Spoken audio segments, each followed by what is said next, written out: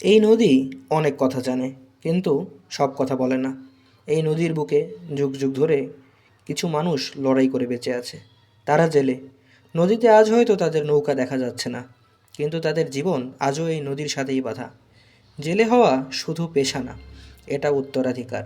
বাবার হাত ধরে শেখা সেই প্রথম জাল টানা, প্রথম মাছ ধরা, আর প্রথম ব্যর্থতা। পুকুর হোক বা নদী, পানির সাথে যুদ্ধ করেই ওদের দিন শুরু হয়। এই বাজারে দাঁড়িয়ে থাকা মানুষগুলোকে দেখে আমরা মনে করি যে তারা বিক্রেতা।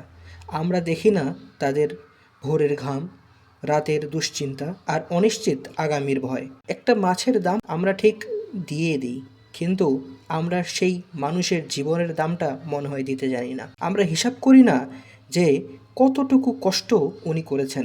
যখন আমরা একটা মাছের দাম কম দেখি আমরা অনেক খুশি হয়ে যাই, কিন্তু দাম কমলে শুধু তাদের টাকার ক্ষতি হয় না, তাদের ক্ষতিটা হয় আত্মসম্মানের।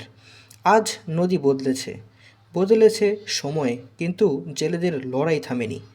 জেলেরা করুণা চায় না, তারা চায় ন্যায্য মূল্য আর একটু সম্মান। আজ একবার যদি আমরা ভাবি, হয়তো বুঝবো এই মানুষগুলো আমাদের সমাজের বোঝা না, তারা আমাদের খাবার জোগানোর এক নীরব যোদ্ধা। মাছ কিনলে আমরা ঠিক দাম দিই, কিন্তু এই মানুষটার সম্মান দিতে হয়তো বা আমরা ভুলে যাই। যারা ভিডিওটিকে পছন্দ করেছেন অবশ্যই লাইক, কমেন্ট, শেয়ার, সাবস্ক্রাইব করে আমাদের সাথেই থাকবেন। আসসালামু আলাইকুম।